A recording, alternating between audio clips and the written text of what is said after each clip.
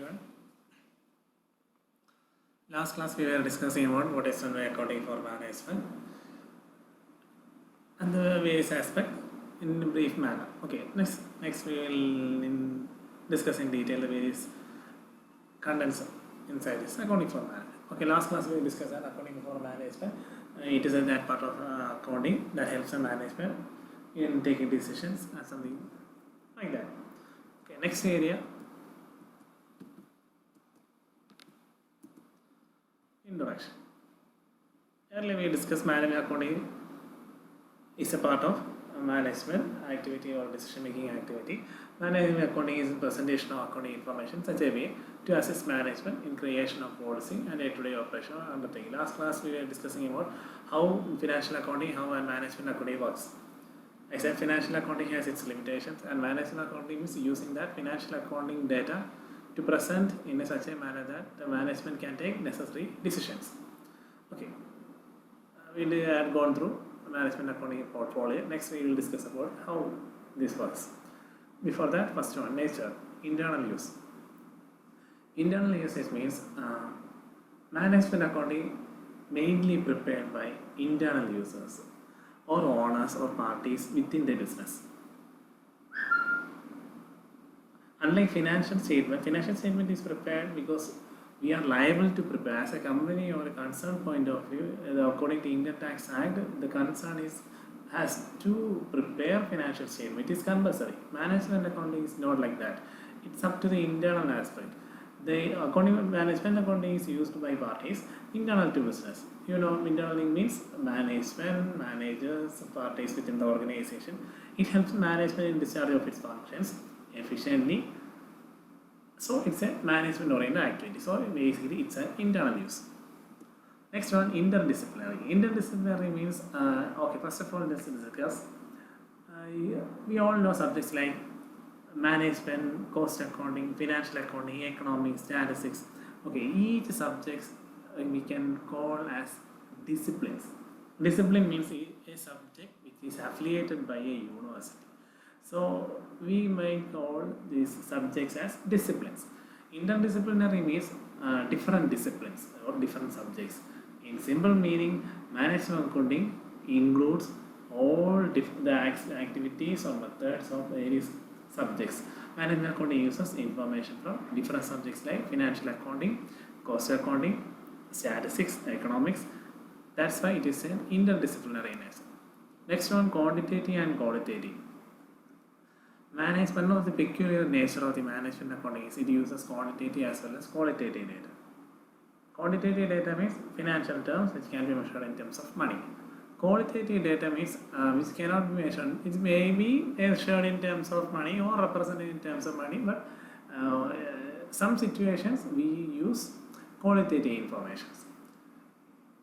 For example, a manager has to take decisions not only on the basis of information given by financial statement. He has to depend upon various activities. For example, the business, one of the problems faced by business is strike and riots from the part of the workers or employees. That will not be stated in the financial statement. Still, it is a problem of the management. Manager has to deal with it. That is why qualitative nature. So financial accounting does not deal with the strike or issues by the workers. But management accounting includes consideration of such factors. That's what known as quantitative and qualitative. Next one, measures efficiency. In the first point, internal use, I had stated that the management accounting is mainly used by internal parties. The reason is that they prepare mainly for measuring efficiency. We all know financial statement, final account is prepared. In final account, we can know the organization earns profit like that, so it can be measured efficient. But by mere measuring the profitability of the organization doesn't represent the efficiency. Efficiency depends upon many factors. One such factor is earning profits. But there are many factors. In management accounting studies, those many factors that are not specified by financial statement. That is your financial efficiency. Next one, emphasis on relevance. Emphasis on relevance Its simple meaning means management accounting is subjective rather than objective.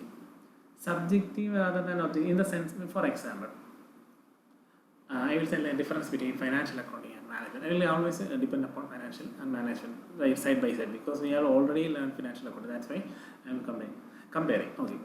In financial accounting, we record only monetary terms activities. Okay.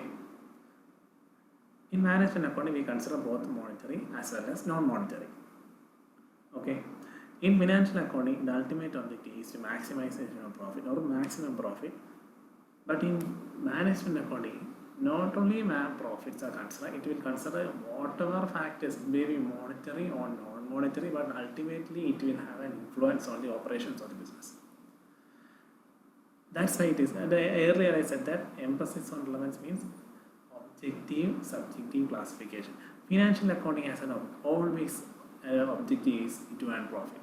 But in management accounting, profitability is an objective, but apart from profit, it will consider various other factors, but it will have an ultimate effect on the operations of the business. That is known as subjective. Okay, and the point is emphasis on relevance. Management accounting give emphasis mainly on subjective matter rather than objective matter. That's what the point means. Next one, not strict principles. The principle means, first of all, management accounting is not compulsory, unlike financial accounting. Yes, management accounting is prepared by internal purpose. No obligation is there for the preparation of management accounting.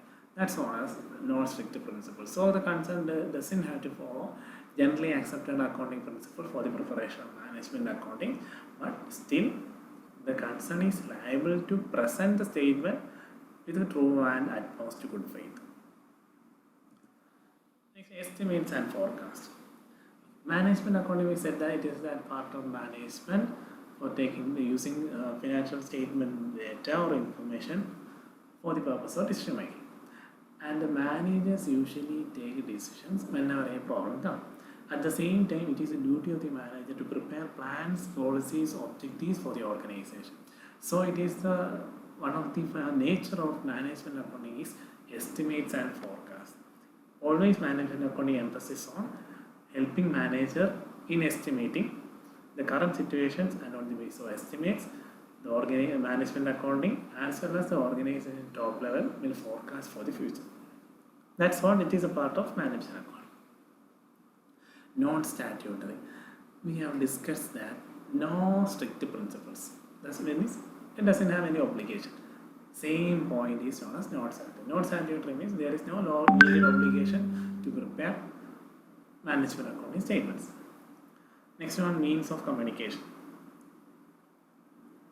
Means of communication means management accounting. Said that management accounting is a part of our top level management which help the managers in decision making.